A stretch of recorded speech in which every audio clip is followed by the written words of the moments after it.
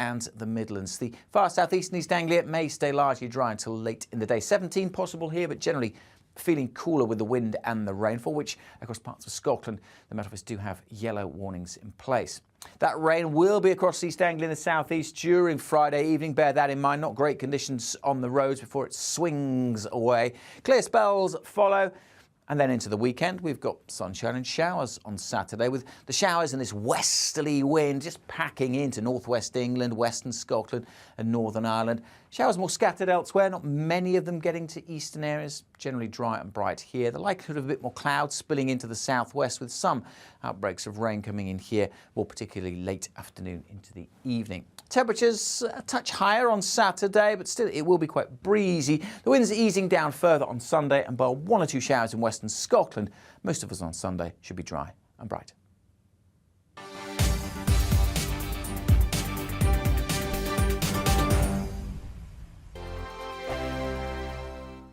We are GB News. And we'd like to say thank you to each and every one of you for helping our great nation find its voice. We're absolutely everywhere. Across England, Scotland, Wales and Northern Ireland. On TV, on radio and online. We're proud to be the People's Channel, Britain's news channel.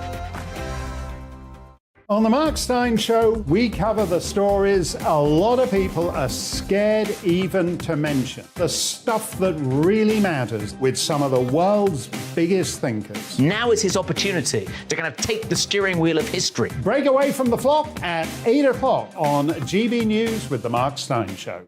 Hello, I'm Esther McVeigh. And I'm Philip Davis. Whether you're watching or listening on TV, online or on radio, we handpick the latest stories, debates and expert opinions for your weekend. So whether that's politics, news or showbiz, we've got it covered. Join us every Saturday morning at 10 o'clock on GB News. Join my show Farage, 7 p.m. till 8 p.m. Monday through Thursday, and there you will get opinion, analysis, debate, and I'll cover stories that nobody else dares to touch. You've been cancelled. Join the club. Oh my goodness me. And then for the last 15 minutes, talking pints. We're over a drink. We have a civilised conversation with someone. We very often disagree, but we do it in a grown-up way. Come and join me on Farage. Hi there, it's Stephen and Anne. At breakfast from 6 a.m, you'll always be caught up with everything you need to know. The latest headlines, opinions and debates. We'll bring you the good news and the bad, but most of all, we're here for you. Remember, send in your views and let us know what you would like us to talk about. That's because we're your news channel. And every morning at 6 a.m, it's breakfast on GB News.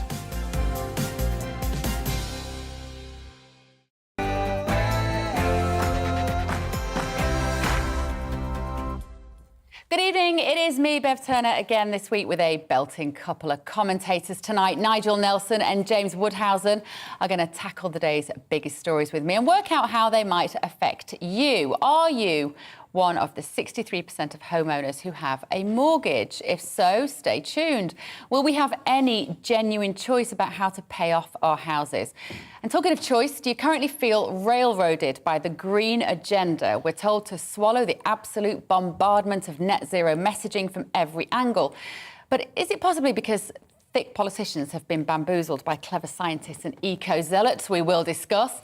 And standard child vaccination uptake has fallen. What a surprise. You see, if you swap traditional evidence-based medicine for an oddly coercive political strong-arm, parents are the first to ask questions and possibly mistrust.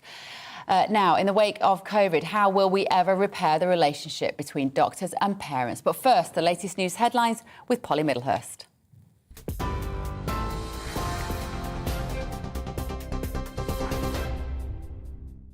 Bev, thank you. Good evening to you. The top story on GB News. The Chancellor says the government will stick to its growth plan despite criticism of the mini-budget last week. Speaking for the first time since announcing the tax-cutting measures, Kwasi Kwarteng said this morning his economic strategy will help people with their energy bills and it'll also support those people struggling with the cost of living.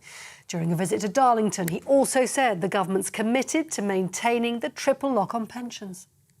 What we're focusing on is delivering the growth plan and making sure, with things like our energy intervention, that people right across this country are protected. And without growth, you're not going to get the public services. We're not going to generate the income and the tax revenue to pay for the public services that we want to see. And that's why the mini-budget was absolutely essential in resetting the debate around growth and focusing us on delivering much better growth outcomes for our people. Well, the Shadow Chancellor, Rachel Reeves, has described the mini-budget as disastrous and is urging the Prime Minister and Chancellor to reverse the plans.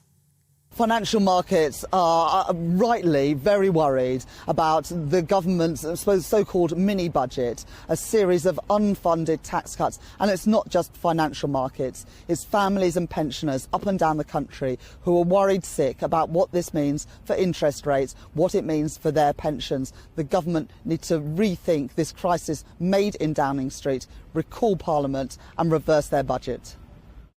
Rachel Reeves. Well, away from politics, households are being urged to take their energy meter readings ahead of a price hike on the 1st of October. It'll prevent firms from estimating uses and charging energy used before Saturday at a higher rate. From next month, the typical household energy bill will rise by at least 25% to an average of £2,500 a year. And the government's rolling out £1.5 billion in funding to help improve energy efficiency and perhaps slash bills. The Help to Heat scheme will see around 130,000 low-income households get an energy upgrade in their home, including installing heat pumps and solar panels. It'll also help people save possibly £700 a year on bills. Local authorities will be able to apply for funding from early next year. Now, the Mayor of London's been summoned to answer questions surrounding the circumstances of the Met Commissioner's departure. The London Crime Committee has voted to formally request that Sadiq Khan appears over the Windsor report investigating Dame Cressida Dick's resignation. The Commission's already found Mr Khan failed to respect the dignity of Dame Cressida when she stepped down from the job early this year. It's the first time a mayor in office has been formally summoned in this way. The US citizen accused of killing 19-year-old Harry Dunn has appeared in a UK court for the first time, ending his family's 3-year wait for criminal proceedings to start. Harry Dunn was killed in a collision outside a military base in Northamptonshire in 2019. Anne Sakulas, who's charged with causing his death by dangerous driving, appeared at Westminster Magistrates Court via video link today. She's been granted unconditional bail until the case is heard fully at the Old Bailey at the end of October, where she has been told she has to appear in person. International news, and Russia is to formally annex 4 areas of Ukraine tomorrow, following so-called referenda on becoming part of the country. President Vladimir Putin is going to hold a signing ceremony in Moscow for the territories across southern and eastern Ukraine, including Donetsk and Zaporizhia. The West have labelled the vote, which closed on Tuesday, a sham. In the States, the president has declared a major disaster in the state of Florida after a powerful storm slammed into the country. Joe Biden ordered government funding to help with the recovery from Hurricane Ian, which has left nearly 2.5 million homes and businesses without power. At its strongest, it was classified a catastrophic Category 4 storm. It flooded coastal towns along Florida's Gulf Coast and left homes in ruins with winds of up to 150 miles an hour. That's it. You're up to date on TV, online and on DAB+ radio. You're with GB News, the People's Channel, where now it's time for Dewbs & Co. with Bev Turner sitting in.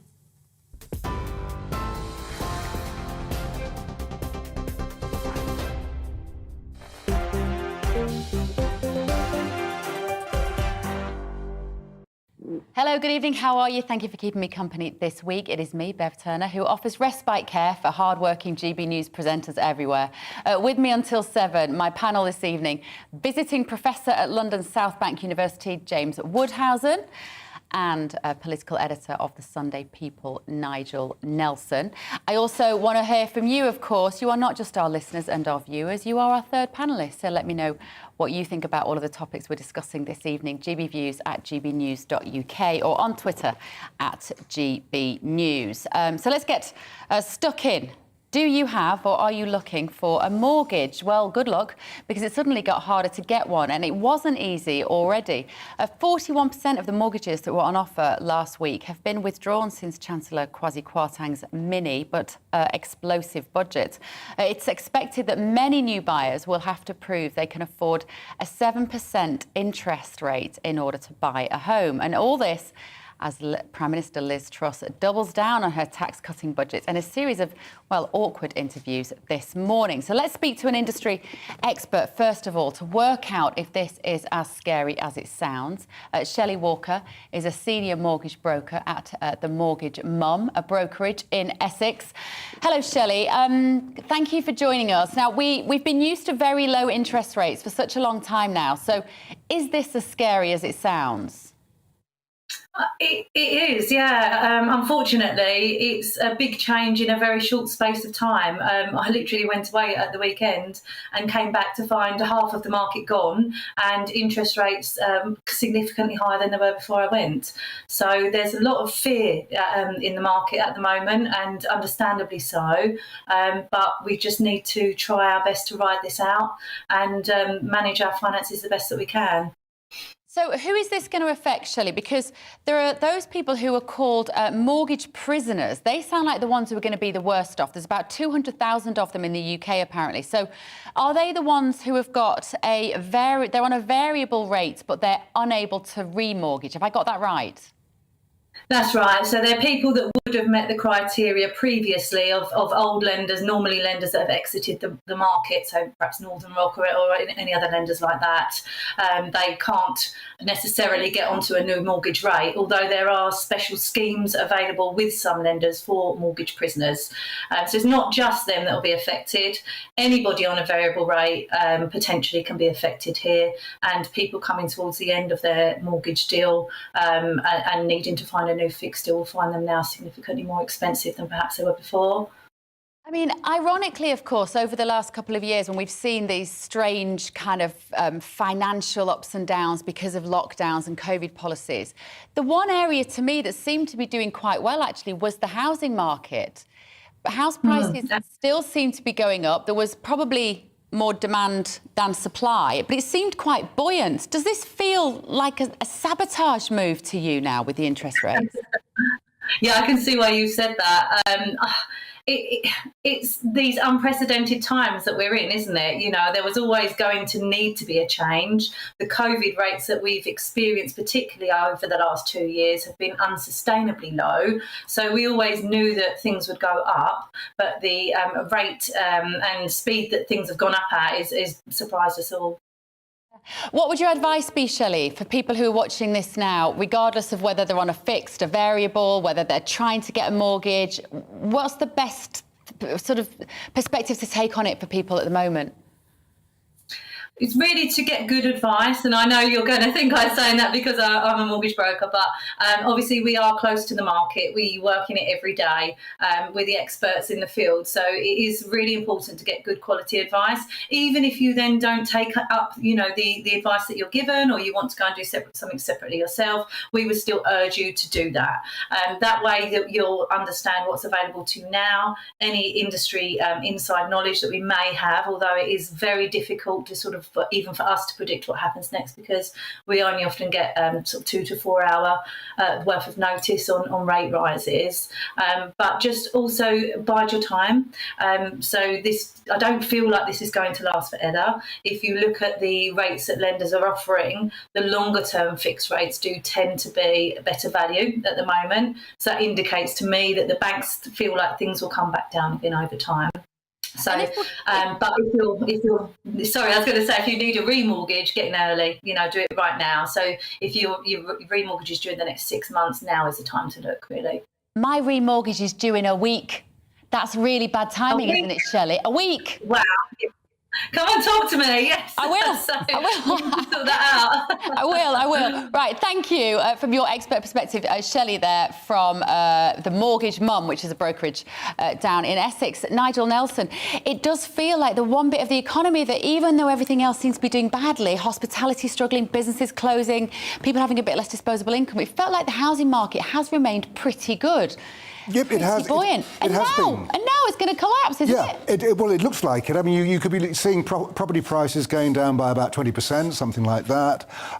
Everything is down to the uncertainty. So what the lenders are saying is, we're not quite sure what's going to happen next, so we don't know what the interest rates are going to be. Hence the kind of warning that prepare for, make sure you can afford 7%. And if only that the mini budget had been handled differently, and that simply means that the kind of economic forecast you expect with a budget from the Office of Budget Responsibility, if we'd had that, we might not be in the position we're in at the moment. Having said that, it rather depends what it would have said. If it had turned around and said, actually, what Kwasi Kwarteng was doing was tanking the economy, obviously it wouldn't have helped. But we don't know. There were no forecasts, and so that's why the pound fell, the markets went haywire, and now we get the knock-on effect with mortgages. It's just also baffling, isn't it, James? Let me remind you, there was an exchange that took place between Rishi Sunak and Liz Truss, and this was during the leadership contest. Feels like a long time ago that now, doesn't it? Although we were living and breathing it every day for weeks. He said, do you want to know what mortgage rates are in the United States at the moment? Their mortgage rates are more than 50% higher than mortgage rates in this country because they're borrowing so much. And to that, Liz Truss replied, this is scaremongering. This is Project Fear. It quite simply isn't, is it? Sunak was right. I don't think it's as simple as that. I think really British capitalism has for far too long relied on commercial property and residential property as the main flywheel for the economy. It goes back hundreds of years, in fact. And I think anybody believing that the low interest rates and low mortgage rates that have been the rule for all of the 12 years that Liz Truss was in government, that they could continue forever, I think is making a big mistake. She's adopted a short, and it won't be short, but it's certainly going to be a sharp shock treatment. And that means for young house buyers, it's going to be very tough. Who can say that next year they'll be able to afford 7% interest rates, 9% mortgage rates? Nobody can say that because you don't know you're going to be in a job next year. And it's also about the saving for the deposit, isn't it, as well? We've got people, as I say, with less money at the moment to save because we've got such enormous energy bills. And we're going to talk about those in the next section. I just wonder what's happening across the landscape now with housing. Are we just entering a period in time when the only people that will be able to buy up houses is going to be massive hedge funds who will go down a street and literally just buy up the street, and then everybody will become a tenant? Are we moving towards Europe where people will just give up on home ownership? And maybe that's not a terrible thing, it's just a very different thing. I think it's important not to make a virtue out of necessity. The fact that we've got generation rent is nothing to celebrate. You know, people like to have their own home. Yeah. Nothing wrong with that. What I think is wrong is for Kwasi Kwarteng not to spell out anything more than financial measures in his mini budget. His growth plan 2022, given out in a speech last Friday, has £500 million, Beverly, for innovation funds in this country. That's the scale of his ambition to start new industries. And one new industry he ought to be thinking about but isn't is manufactured homes. Deregulate the land, put out a lot of fantastic Apple-style homes that young people can live in cheaply. He's not concerned with that. It's another interest rate rise. It's another bond market purchase. It's all in the financial sphere. That isn't a plan for growth. One might even say, if one was to be extremely cynical, Nigel Nelson, that some of the big house builders, some of the big house building companies are the biggest donors to the Conservative Party. And so they do... You spotted it. They do not want... Did you know that? They do not want to change that landscape because they've got it sewn up. Yeah, no, I mean, that's been the problem all along because, I mean, what James is saying is right, but I would go more down the road of affordable housing. And what has been happening is that the big developers keep arguing about just how many homes have to be affordable along with the luxury ones that they end up building. Yeah. Now, that really is something that it comes down more to local authorities than it does to central government because they're the ones who give the planning permission. Yeah. And they're the ones who actually make those rules. But you're absolutely right. It's no coincidence that the big developers are big donors to the Conservative Party, largely because the Conservative Conservatives have looked after them most of the way through. Yeah, they will, of course. If Rishi Sunak was here, not Rishi Sunak, if Kwasi Kwarteng was here, he would say, of course, well, I did give away the stamp duty concession to first-time buyers and those trying to get, under a certain amount.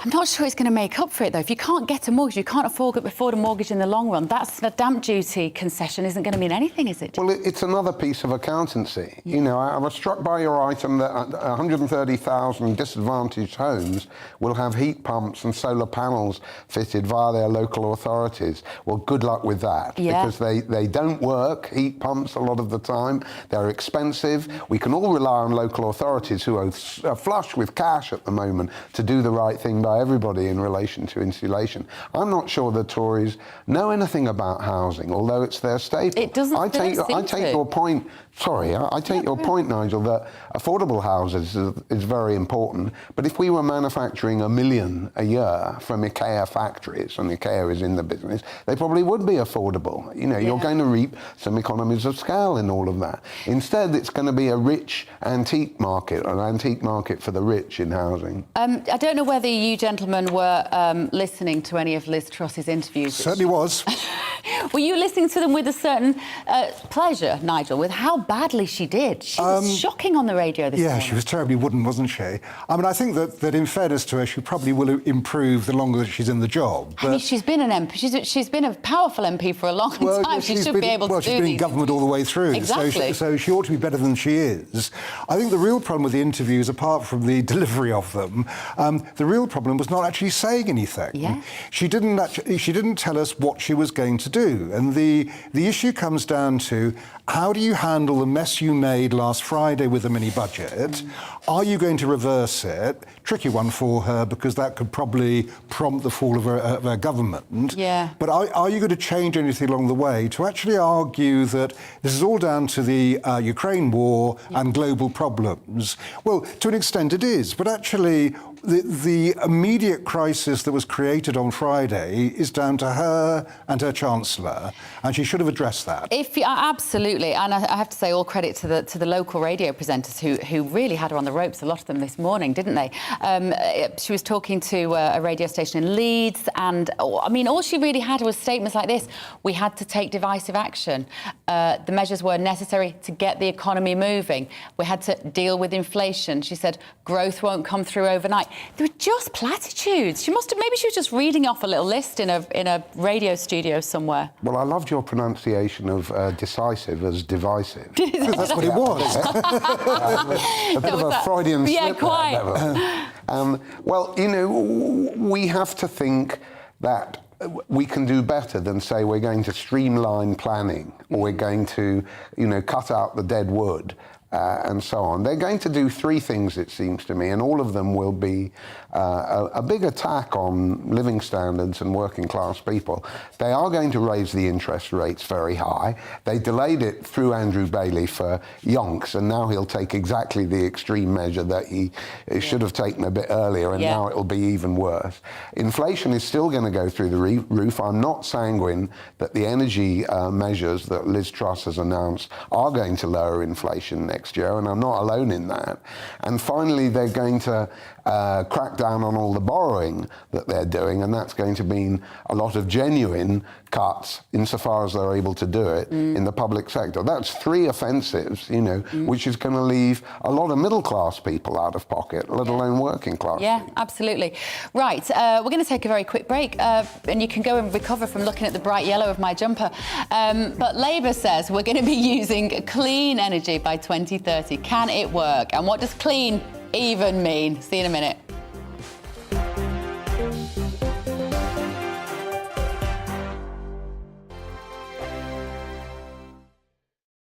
We are GB News. And we'd like to say thank you To each and every one of you. For helping our great nation Find its voice. We're absolutely everywhere. across England, Scotland, Wales, and Northern Ireland. On TV, on radio, and online. we're proud to be The People's Channel. Britain's news channel.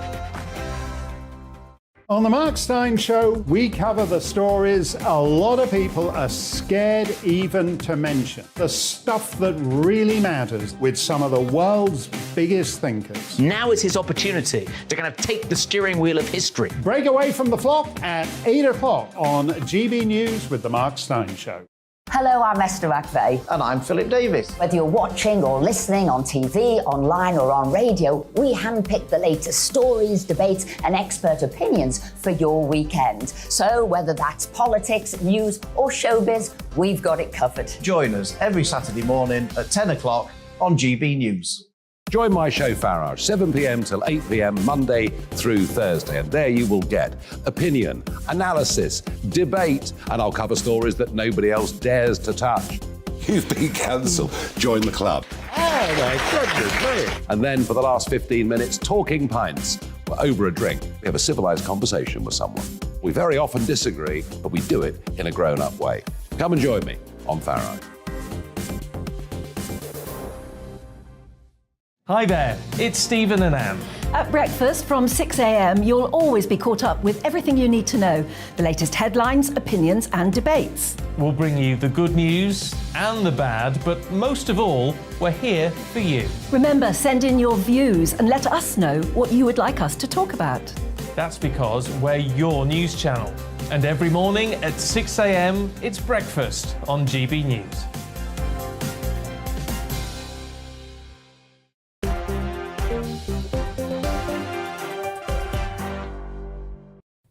Welcome back to Dewbs & Co. With me, Bev Turner. I've got visiting professor at London South Bank University, James Woodhousen, with me. What's a visiting professor, James? Do they not want you to stay? Well, nobody wants me to be there, but they do really. And I'm giving a talk to students, probably a hybrid talk, Beverly, live and online, the way we do nowadays. But it means that I'm not on the campus all the time. Right. And it's a sort of friendly titular role. Oh, I like that. It's a titular role. There we go. Only visiting professors can use words like titular. And somebody that you'll know very well from GB News, Sunday People political editor Nigel Nelson. A visiting journalist. What did you say? A visiting journalist. A visiting journalist. Are you titular, Nigel? I'm afraid not. OK, occasionally. Now then, you have been letting me know what you think. We're talking about trustonomics and mortgages. Steve says, how come the media never mention the basic income tax dropping to 19% and the energy cap? It's always about the 45% top tax. Happy to be corrected, Steve. And Sam says we've survived 8% and 17% interest rates, and we still came through winners. Just stop the negative news. 17%. You did a little look for me then, didn't you, James, when that was? Well, I think it was in the 80s under Thatcher. I might be wrong on that. It was very grievous when it happened, We did come through it.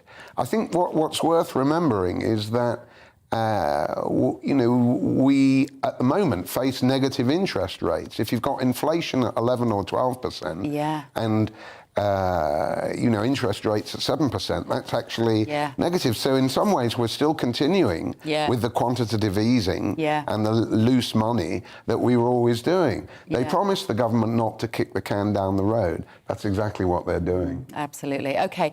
James, you've written an article that caught our attention that was headed, Labour is living in eco-dreamland. It's on Spiked online when he's not visiting the university. He's writing for Spiked. And this was in response to Keir Starmer's pledge, wasn't it, that Labour would transform the British economy to use only clean energy by 2030. Let's have a listen to what he was saying this week at the Labour Party conference. A Britain that is fairer, greener, more dynamic. Clean energy is already cheaper than fossil fuels, 9 times cheaper. We just need more of it. That's why today I'm so proud to launch our Green Prosperity Plan, a plan that will turn the UK into a green growth superpower, a force for good in the world, a clean energy superpower, a fairer, greener, more dynamic nation. I don't know why it makes me giggle. Why does it make me giggle, James, when I hear him talking about a green superpower? It's all a bit kind of Marvel Comics. I just keep thinking of Hulk, when they're talking about being the Green Chancellor. It's nonsense, isn't it? Well, it's all Jerusalem, our green and pleasant land. And it's green, it's dynamic, it's wonderful. There's millions of green jobs out there. Now, just explain to me one thing, Sir Keir. If Renewable energy, as some people maintain using selective statistics, is 42% of our energy supply. And renewable energy really is 9 times cheaper than the normal stuff. Why is it all so expensive? Just riddle me that. What do you mean, why is it so expensive? Why is it so expensive to acquire that sort of energy? No, why are our bills going up? Why if are our bills renewables so are so cheap Yeah. and they're so dominant in our electricity supply, why are our bills going up? Is it all just to do with Russia? No, we know it's worse than that. All the electricity and gas price rises preceded the last climate change conference and preceded the invasion of Ukraine. It reflects long-standing neglect of our energy supply, just like our water supply and our reservoirs, and the Conservatives and Labour are fully implicated in that. Their refusal to build nuclear, their refusal to realise that we needed long-term contracts for gas, and the current gas prices being hiked will not last forever, and renewables have a lot more work to do before they can be cheaper than fossil fuels. Nigel, you were at the Labour Party conference. I was indeed. And so did you sit there thinking, yes, this is it, he's got the ticket to get us out of our energy crisis, it's going to happen quickly, it's going to be green? He made it sound so easy. Yeah, I mean, I don't think it's as easy as perhaps he made it sound. I mean, I did an interview with him just prior to conference when we talked about this. And the way that he sees it is, rather than tax cuts to create growth, you create growth through green energy, and that would add something like 500,000 to 700,000 jobs. So that's the growth side of it, and that's where he's coming from. Now, whether or not you actually can meet the target of 2030, or it might slip a bit after that, it does seem to me worth trying, because if you're going for that, you will be creating the jobs, you will be getting more renewables online, and on the basis of that, we will have economic growth. Nigel, how many jobs are in solar power in Britain, do you I don't know at this moment, no. I mean, or in wind power? I don't know at this moment. Well, it's 6,000 and 31,000. But what he's talking about is jobs directly in renewables and all the ancillary jobs that go with it. Yeah, but so it's still 100,000 if you're lucky, right? Or maybe 150,000. We're not talking about a real industrial recovery there. Is that because, obviously, these will be the cutting edge of technology, these forces to harness the power to harness our natural power. I will get there in the end. So presumably they are all mainly robotic, AI, digital. That's not an industry that has lots of men retrieving coal from the ground, is it? That must surely inherently be light on labour needs. Well, it depends. You know, when you're looking at installation or disposal and so on, and when you're looking at all the labour that goes into a solar panel and all the materials that it's using, or an electric car battery, there's a lot of labour intensity there. Right. And we're not assembling any wind turbines in this country. That's done in Denmark. So, you know, he's got a complete case to answer about whether he's going to create more than 10, 50, 100,000 jobs. That's not going to revitalise Britain. If he was serious, he wouldn't just focus innovation on greenness, which is what everybody has gone on about since Obama's insulation plan in 2009. He'd be thinking about voice technologies, what they could do for our IT. He'd be thinking about, as I said, manufactured homes. What's a voice technology? Well, it's getting the studio here and surgeons and robots and domestic appliances to listen to your voice. Oh, I don't like that very much, James. Yeah, but if you want a program my phone listens to me enough and tries to sell me things when I've just been talking about it for 5 minutes. Yeah, well, obviously there are certain implications, but if you want genuine innovation revival, you cannot confine it to windmills and to solar panels. You have to have a broader vision, and that's going to involve life sciences. There's a casual reference to that in Kwarteng's plan, but no more than that, right? Maybe he's going to do both, Nigel. Maybe he will do. We are in the middle of this fourth industrial revolution. Maybe that's what this means. It's green power, but it's a lot more AI and yeah, I mean, also, when we're talking about nuclear, so the idea is to build the nuclear power stations we haven't been building over the last couple of decades. It's hydrogen. There's a whole host of things they're talking about. I mean, James is right. We don't know the exact detail of this, although he has been working it out with Ed Miliband for about the last 6 months to actually get there. All that will become more and more apparent. But as I say, even if you were to miss that target, striving for it will have some benefit. Like so much in life, James, it strikes me that a lot of this is in the language, and particularly in this area. So this idea of clean energy, it sounds incredibly virtuous, doesn't it? Well, that's right. It's, you know, what does that even mean? When we look at how the basic materials for renewables are put together, there's nothing clean about it. There's nothing clean about the mining. There's a lot of ferrying across continents to get them to the right places.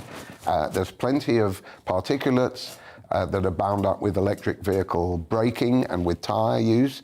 So it's just to say I bought a clean car, you know, my energy is clean. It's another form of class rule. It says, I'm not a pleb. You ought to be people like us, PLU. Yeah. You know, you're a bit dirty. You're probably obese as well. And I don't buy it, you know. It's so snobby. I'm clean, you know, I'm so virtuous. So only people that drive electric cars are slim and fit and healthy? Absolutely. Do you buy that, Nigel? It's a stereotype, it might be true. I mean, the real problem with an electric car is they're so expensive. Yes. And so they run out of power. And they run out of power as well. I mean, we were looking at a new car recently, and we've gone back to a straightforward petrol car because the idea of an electric car or a hybrid, it was just you know, it was completely out of the stratosphere.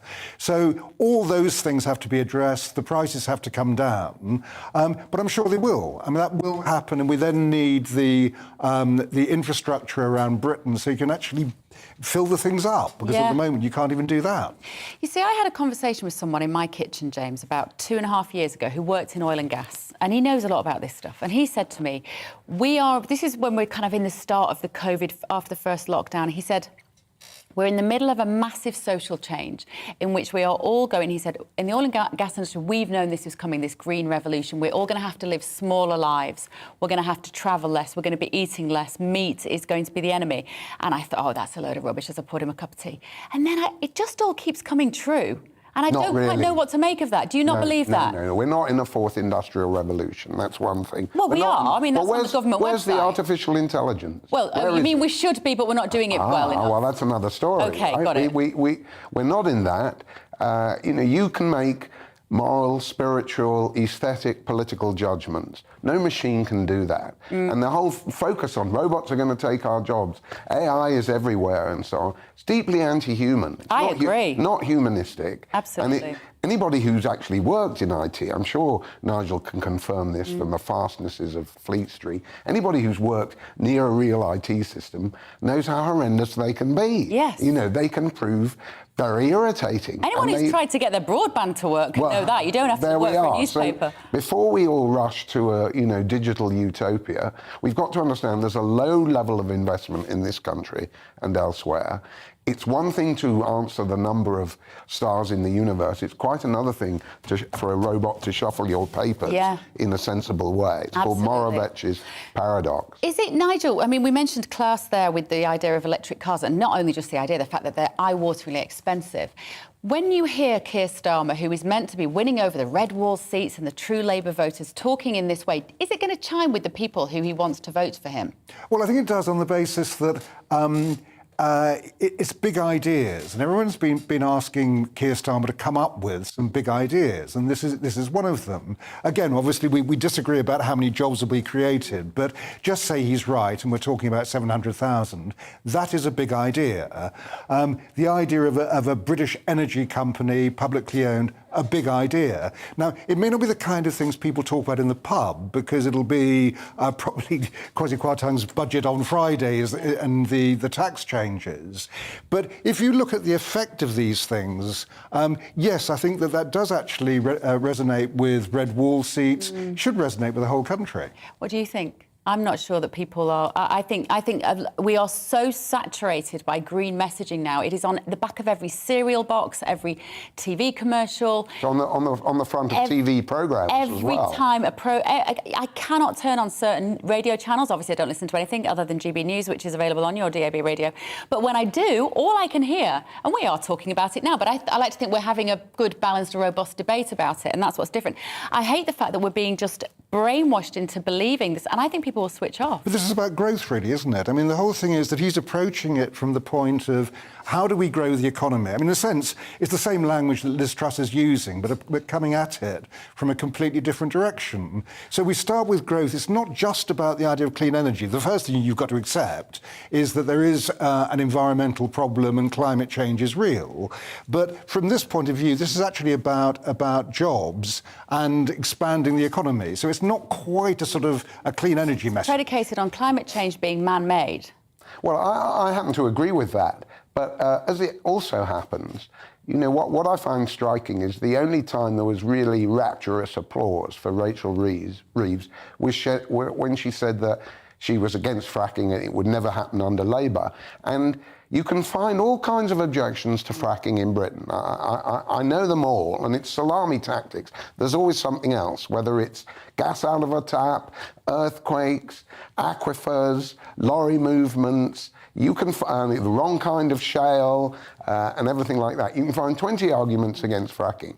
But what is really being, she made none of them. What's really being said in this plan for growth that excludes fracking is we are not prepared to explore. We are not prepared to experiment. We are not prepared to try to go for a new energy source. Too dangerous, too risky, too dirty. Yeah. And that attitude is inimical to all kinds of innovation, because it says that because we don't know the answers, and the British Geographical Society has said this, because we don't know, we better do nothing. This is great, fantastic. Nigel, do you feel you have enough understanding of fracking to know whether it's a good or a bad idea? No, I don't. And that's an honest man. That's the problem with it. I think most of us don't. The whole thing is about fracking is, I wouldn't like it if it was on my front doorstep. You NIMBY, you. Well, yeah, absolutely. Yeah, and everybody is. Yes, because I mean that I don't know enough about it. I don't like the idea that we might get all those various things that you listed was enough to turn me off fracking on the basis of what James said. And then, so Liz Truss is now talking about there will be local consent for fracking. What does that local consent mean? And what's the compensation there for your house price going down? Because presumably, if I'm worried about it, I'm not going to buy a house in the middle of a fracking zone. But just on this local consent, what struck me is how Labour won't even allow that. Right? Liz Truss says, well, Labour's stopping. The whole point is they're stopping fossil fuels. So on that basis, then they wouldn't go along with fracking anyway. If Red Wall seats say, no, we'll take the incentive money from Liz Truss. Yeah. We used to go mining here, we're going to go drilling here. We'll take the money. Rachel Reeves' position is, no, well, you can't do that. Right? It's all very well, and it's quite right to say that Liz Truss has not said what local consent will be. Yeah. But Labour wouldn't even allow local consent. And any MPs in those seats are going to block it because they're going to do what their constituents want them to do anyway in a lot of the areas. But what is missed in all of this is that we're using the wrong word. Fracking is all about the vertical fractures. It's actually the horizontal drilling that makes it a much more productive process. And you've got a lot of IT sensors down the bottom of those drills. That means that it's potentially much cheaper than many other techniques. And the productivity benefit is the thing that we need to hear about. Brilliant. OK, well, I hope you learnt something. I did. Right, after this quick break, new NHS data shows the number of children being vaccinated against serious diseases like measles and polio is down. I wonder why that might be. We'll talk about it in just a moment.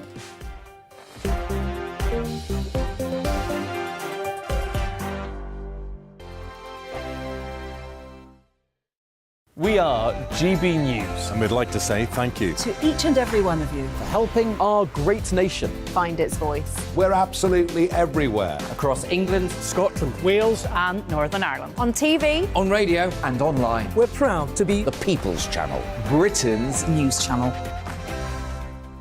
On the Mark Steyn Show, we cover the stories a lot of people are scared even to mention. The stuff that really matters with some of the world's biggest thinkers. Now is his opportunity to kind of take the steering wheel of history. Break away from the flock at 8 o'clock on GB News with the Mark Steyn Show. Hello, I'm Esther McVeigh. And I'm Philip Davis. Whether you're watching or listening on TV, online or on radio, we handpick the latest stories, debates and expert opinions for your weekend. So whether that's politics, news or showbiz, we've got it covered. Join us every Saturday morning at 10 o'clock on GB News.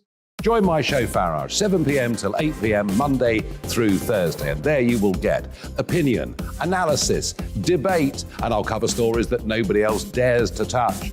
You've been cancelled. Join the club. Oh, my goodness me. And then for the last 15 minutes, talking pints. We're over a drink. We have a civilised conversation with someone. We very often disagree, but we do it in a grown-up way. Come and join me on Farrow. Hi there, it's Stephen and Anne. At breakfast from 6 a.m, you'll always be caught up with everything you need to know, the latest headlines, opinions and debates. We'll bring you the good news and the bad, but most of all, we're here for you. Remember, send in your views and let us know what you would like us to talk about.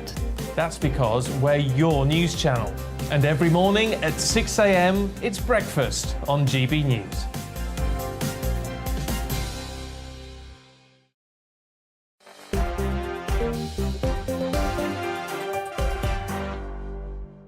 Welcome back to Dewbs & Co with me, Bev Turner. Visiting Professor at London South Bank University, James Woodhousen, is with me, and political editor of the Sunday People, Nigel Nelson. You've been letting me know what you think about the green energy revolution.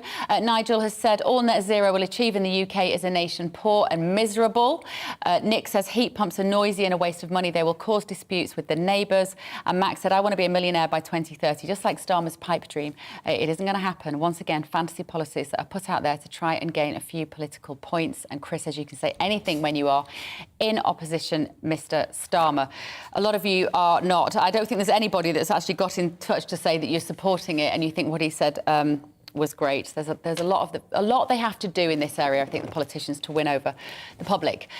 OK, moving on. Right, new NHS figures show that the number of children being vaccinated against serious illnesses like measles and polio is down across all the vaccines that are routinely offered to children. Uptake fell by 1.3%. It might not sound like a lot, but it does show a movement in that direction. And in England, fewer than 7 in 10 of the under 5s were immunised against diphtheria, polio and tetanus. Nigel, what has caused this, in your view? Well, it seems to be a variety of things. So you've got the problems with the pandemic. So schools were closed for a long period of time, and as a result, vaccination programs didn't happen for children. You've got the problems with getting to see, not so much getting to see a GP, but getting into a GP surgery. So that's causing difficulties, and people aren't getting vaccinated. And the final one is the anti-vax propaganda, that we've had an awful lot of it over the COVID vaccine. There's a knock-on effect now where parents, which I could understand, are saying, well, is this going to harm my child? The same debate that went on, I think, for every parent in the country when the COVID vaccine first came online. OK, if we took it, but you weren't quite so happy about your children having it until you knew that it was safe. Now, as you might know, I have a dog in this fight, Nigel, because I was part of the team which called for judicial review with the government to justify vaccinating the children against COVID. Before this, I was very much, my children, I just routinely did what the NHS wanted me to do. They had all their inoculations. I didn't even know what an anti-vaxxer was until I started being called it. So can I ask you, what do you think an anti-vaxxer was during COVID? Who were those people? What were they trying to achieve? And why is that affecting parents' uptake on these standard inoculations? The ones that I got involved with during the pandemic, from a journalistic point of view, were the ones who wanted people to refuse to have the vaccine. That the argument was that they had plenty of evidence, a lot of it quite persuasive, that the vaccine was harmful, it hadn't been fully tested, and people would either get seriously ill or die. And of course, some people did. I mean, some people did have a reaction to that. So they were right? Well, they were right up to a point. Then you talk to the people, I talked to more scientists than politicians during that time. Talked to a load of the scientists, virologists and so on, who were saying, look, this is how vaccines work. They are predominantly safe, but yes, you will get some reactions. So at the end of it all, I came down on the side of, yes, get vaccinated against COVID. I think What I always argued for was very much that from day one it should have been a cost-benefit analysis on the individual, like any medical procedure, which is you sit down with your doctor and you say, do I need this? Am I at risk from this particular condition? And if so, then give me that medicine, whether it's a vaccine or an operation. But everyone was at risk from COVID. But that's where you're wrong, because of course you're not by a demographic. So what I'm saying is, you know, the average age of death was 82. 90% of people who were dying. But everyone could have caught it. Well, they could have caught it. And obviously, the older you were, the more at risk you were of dying from it. Sure. I understand that. But I mean, did you get vaccinated? I've never answered that question. Fair dues. Because there's no reason why you should. It's a medical procedure. Because that was also my other point. My other point was that what it did, that whole campaign, I will come to you, James, I've not forgotten you, is that the coercion, the coercive and anti-scientific rhetoric around it, which was a one-size-fits-all, just tore apart everything that we'd understood previously as evidence-based medicine. And for me, a big part of that was medical privacy. And this idea that you'd go up to someone in the pub and go, have you had your vaccine? Have you had your vaccine? And I think that's part of the problem now, because it happened at the school gates. It was, has your child had the vaccine? Now, of course, my children haven't had the vaccine. I was literally trying to sue the government over stopping all children having the vaccine. But what I find now, James, what I think has happened is that trust has gone. And people like me who were always saying, look on an individual cost, risk, benefit analysis for this procedure, we were fighting for informed consent. We weren't saying to people, don't have it. I've never said, and I will to this day say it's your choice, and I'm not here to tell anybody what to do with their life if they feel like they have fully informed consent. But what I was arguing for, what my side of the debate were very much saying is, look at your own risk profile. And what I think has happened now with these standard inoculations is people have started to question and mistrust. And what we were always saying is, this is going to happen. We knew that if they tore up the rule book on childhood inoculations, which is what they did with COVID, this was going to happen. Well, I think that's broadly right. You know, I've had 4 jabs. I'm due for a flu jab. I can't get enough of them. And there's a big difference between being an anti-vaxxer and being an anti-vax mandate person. Yeah. I was against a mandate because I regard it as coercive.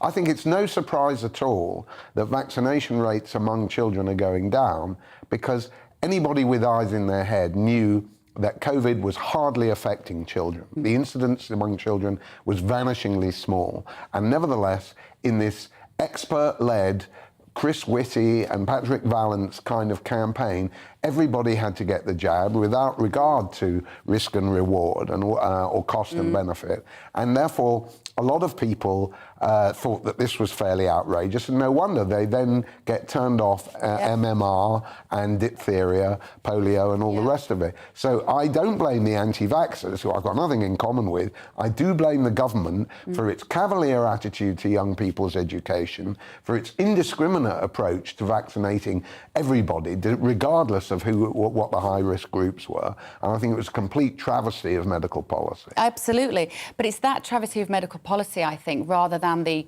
quote, anti-vaxxers. I'm still not sure what that word means, because I guess I've probably fraternised with people who might be considered, well, I was called an anti-vaxxer. And we were always pro-informed consent as opposed to being against a particular mRNA technology. Yeah, I mean, I think that I would agree with both of you there. I was against mandates too. I don't think you should actually force somebody to have an invasive procedure, which is what an injection is, simply to be able to work or something like that. So certainly I was against that. What worried me was some of the propaganda that was coming out that was actually stopping people getting vaccinated. The propaganda didn't get it. I mean, for me, the propaganda came from the newspapers and largely the BBC and the NHS. But part of it went along with it with the line that COVID wasn't actually that serious. Who said that? Who said let it rip? Well, I mean, who said that? Well, we actually started the process of letting it rip. I seem to remember Patrick Vallance talking about who in policy circles said, you know, let it rip. It's an inconsequential disease. Doesn't matter. Don't get vaccinated. Tell me that. Well, there were anti-vaxxers who were arguing, and it was part of the argument, that this wasn't a serious disease. And 180,000 people have died of it, with the first estimate, 20,000 was going to be, I think Patrick Vallance said, 20,000 would have been a good result, I seem to remember him putting it. And finally, 180,000 people died. The vaccine seems to have allowed us to go back to living a more or less normal life. We come back again to this idea of, who died with COVID, who died of COVID. So I would challenge those figures very much. Well, 148,000 people died of COVID. No, with COVID on their death certificate. Well, this is the. Do you know what we're actually demonstrating? Because I don't want to have those discussions that we had repeatedly. But what we're demonstrating here is we were all dealing with different figures, different numbers, the trust in the system, the trust in, as you say, Whitty and Balance and Public Health England, which mysteriously became the UK Health and Security Agency during COVID, if anybody didn't notice that.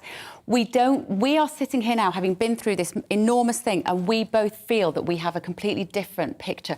That should never have happened. We should always have all been able to see and understand the clearest figures with the clearest data that wasn't. They didn't do that. They didn't do that. They didn't present clear charts, just as they don't try to assuage the risk aversion that attends fracking. You never see a good diagram about horizontal. But what clear charts you didn't see clear charts? We were seeing charts that. I mean, we know that lockdowns work because you could see the way that. No. Well, that's another conversation. We can see from the chart that whether you agree with them or not is a different matter. What you can see is that if you had a lockdown, infections went down. You just looked at the chart. That's correlation, not causation.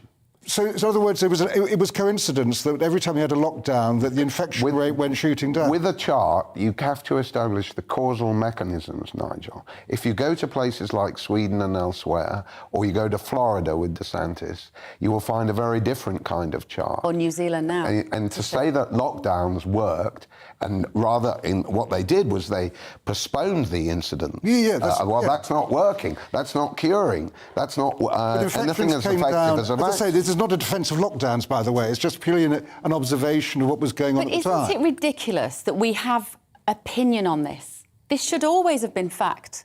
When you're dealing with an illness, we should all have had very clear data. So when you say what data did they obfuscate, I would say death within 28 days of a positive test. Yeah, but that was a classic case of where we are now paying the price of that by people not getting their children's but what I was talking about, when I quoted those two figures, the 180,000 figure, those are the people who had COVID on the death certificate. The 148,000 that I was talking about, and I am taking government figures, so you can decide whether they're trustworthy or not, they were the people who had COVID as the underlying cause.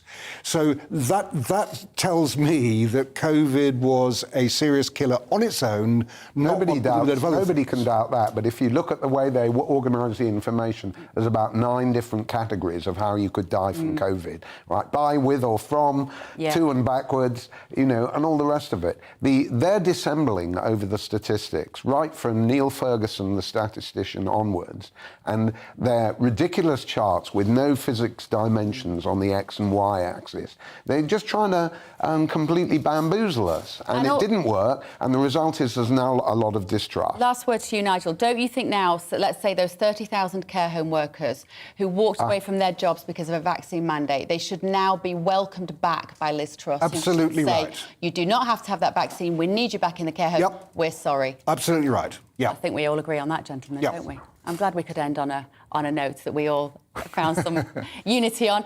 Right, Lawrence Fox is going to be with us in just a moment. Hello, Lawrence. How are you doing? What have you got on the show? Very good, thanks, Bev. How are you doing? Excellent, thank you. Am I a bit too bright? Was this a bit of a mistake? No, it's beautiful. You look absolutely fabulous, as always. We are going to be talking birth rates, babies, GPs and free speech tonight. Birth rates, babies, GPs and free speech? Yeah. Sounds like a haiku. What's those little poems? Well, I was trying to make it into a haiku. Yeah, excellent. Well done. You're doing a brilliant job this week, Lawrence. Thank you to my panel. I very much enjoyed this tonight and having a chat about this. It feels like we talk about the green issues a lot, but I do think it's important. At the moment, it feels like, doesn't it, every day, the green issue and the economy It's the most important thing, isn't it, at the moment? They kind of go together, really. Yeah. But one is short term, which is the economy, and one is much more long term. Yeah. Right. I'm going to go for tonight. Ready for gin and tonic. Don't know about you guys. Are you ready for gin and tonic? So if you missed any of today's show, you want to catch up on previous episodes, download it on our app, and I will be back tomorrow evening at 6 o'clock. But next, here is Lawrence Fox. Alex Deakin here with your latest weather update. Friday couldn't be any more autumnal if it tried. A chilly start with a few fog patches, and then things turning wet and windy as an area of low pressure developing out in the Atlantic at the moment comes swinging our way. Ahead of that, we've got a couple of weather fronts still providing 1 or 2 showers around through this evening, but they are fading away, drifting away to the south, and most places will be dry through this evening with lengthy clear spells across England and Wales. But clouding over across Scotland and Northern Ireland as those weather fronts approach and the winds pick up here too. That'll help to keep the temperatures up across the far northwest. But for England and Wales, it will be a bit of a chilly night, and we are going to see that mist and fog forming as well, which could still be around for Friday morning's rush hour, but it should tend to clear, and then bright spells for a time over central and eastern England. But here comes the rain, wet and windy weather swinging across Scotland, Northern Ireland, and eventually into parts of northwest England and Wales. As we head into the afternoon, that rain will continue to track over into northeast England and the Midlands. The far southeast and East Anglia may stay largely dry until late in the day. 17 possible here, but generally feeling cooler with the wind and the rainfall, which across parts of Scotland, the